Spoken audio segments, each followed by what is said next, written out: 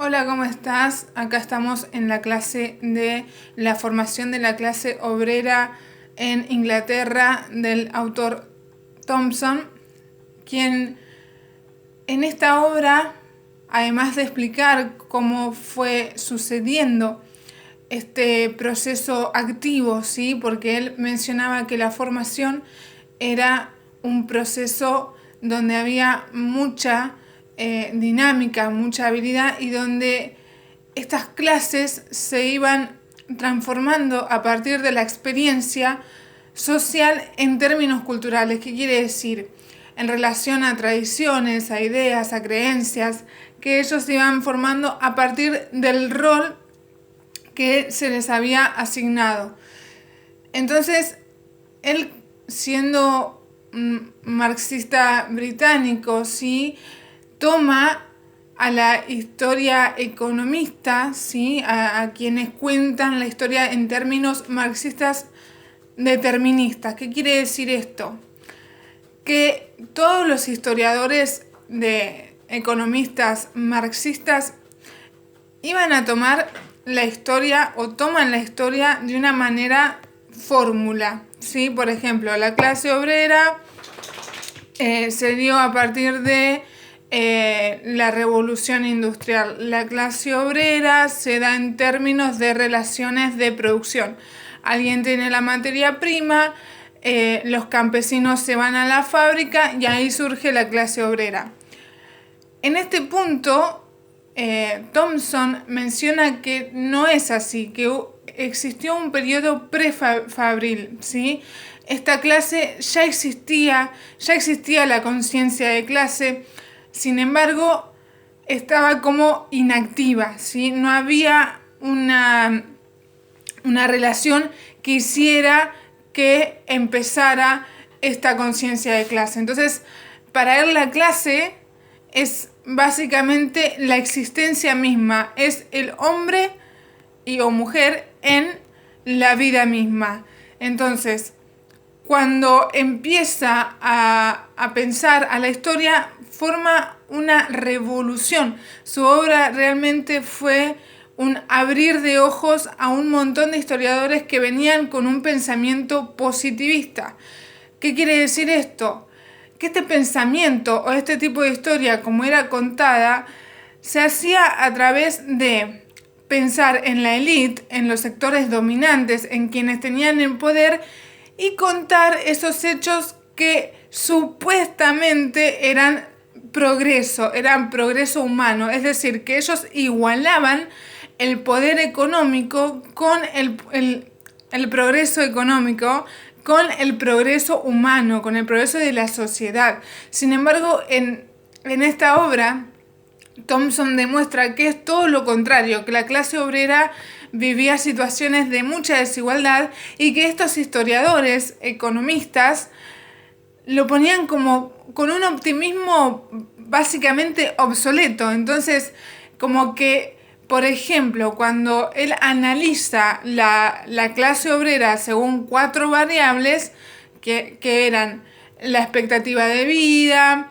las viviendas, o sea, los lugares donde ellos vivían, donde vivían los ricos, donde vivían los pobres, los bienes, o sea, qué era lo que consumían, cómo lograban tener los alimentos para consumir, y la infancia, el trabajo infantil. Y dentro de este trabajo infantil se mostraba que estos historiadores o los mismos patronos o quienes vigilaban a estos niños de 5 o 6 años mostraban que ellos realmente decían que estos niños eran trabajadores, eran obedientes, eran el progreso de la sociedad, como evitando y dejando de lado toda esa crueldad que mostraba lo que le hacían a los niños, las carencias que existían, y también muestra las experiencias de esta clase obrera, porque desde ese punto los padres se encontraban en una situación que muchas veces, por ejemplo, había padres viejos, ¿sí? De alta edad, Y a esos, como pasa hoy en día, no servían para el mundo económico, no servían para trabajar en las fábricas o para trabajar en las minerías. Entonces se descartaban y muchas veces las familias vivían del trabajo del niño. Entonces se encontraba esta contradicción que hacía que más se alimente el maltrato y que muchas veces los padres se encontraban en situaciones muy complicadas como para ponerse a defender. Sí hubo muchas situaciones en las que los padres defendieron a sus hijos de estos maltratos, de estos patronos que golpeaban y maltrataban a sus hijos, a sus hijos, sí, mientras trabajaban. Entonces, lo importante es ver, más allá de que Thompson siempre ha escrito en torno a la literatura, ¿sí? Vos vas leyendo y parece que te está contando una historia, claramente, pero en términos literarios, ¿no? Y es muy atrayente cómo te va contando cada situación y cada conflictividad y cómo te va haciendo el paralelismo, o sea, te ponen las dos situaciones de cómo lo contaban estos historiadores optimistas, como decía él, y lo que realmente pasaba, y a su vez hace una decantación, hace un embudo en lo que él opinaba sobre esta situación y en lo que él creía que los historiadores debían hacer. Por eso, en conclusión, él decía que para lograr hacer una historia social había que decantar, o sea, había que tomar estas cuestiones de la historia economicista o de la historia de los marxistas esquemáticos y estructurados y pensar realmente en las dinámicas sociales, pensar realmente dónde surgía la clase social, problematizar cómo ellos llegaron a ese rol y realmente cómo vivían ese rol. A partir de ahí, él decía que se podía realizar una historia social para los de abajo, para el pueblo, para el hombre común que necesita entender por qué está viviendo lo que está viviendo. Entonces, esa es la mayor conclusión que hay que comprender de Thompson. También pensar que en el principio se habla mucho de las ortodoxias.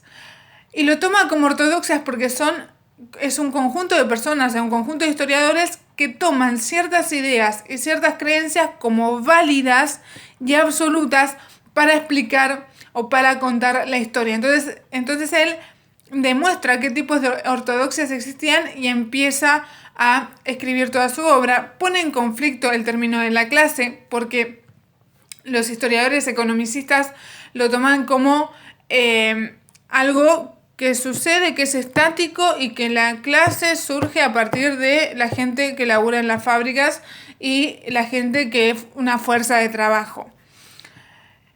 Pero él dice que no, que la clase en realidad es un fenómeno histórico, es dinámico, va cambiando según va pasando el tiempo y según van cambiando las experiencias de las personas que están dentro de esa clase obrera. También muestra cómo empezaron a surgir oposiciones de este maltrato, ¿sí? Cómo empezaron a surgir la justicia y la defensa de la clase obrera. Así que hay muchísimo para leer, muchísimo para entretenerse, cómo él lo cuenta y cómo te va haciendo entender estas diferencias que parecen mínimas, pero que hay un camino muy largo para transitarlo y que se sepa que la conciencia de clase existía desde antes. No fue a partir de la clase obrera de decir, mira, soy obrero, pertenezco a esta clase y tengo que hacer esto. No, ya se existía.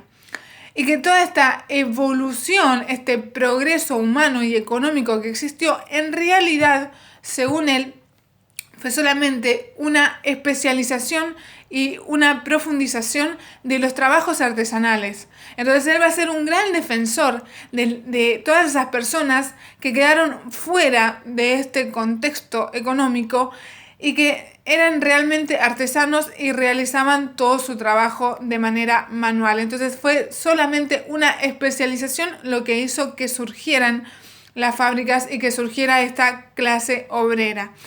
Así que bueno, esto ha sido la clase por hoy. Ya también hay una explicación en el PDF, pero recomiendo que si no lo hiciste, vuelvas y tomes notas de lo que mencioné acá y ya vas a acceder a el resumen de todo el texto, que me dio mucha...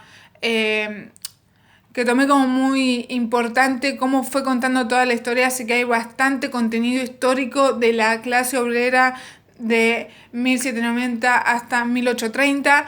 Y bueno, y también vas a tener algunas clases de YouTube de la materia de práctica histórica, así que de introducción a la práctica histórica. Así que te mando un abrazo y espero que puedas entender esta explicación. Un saludo.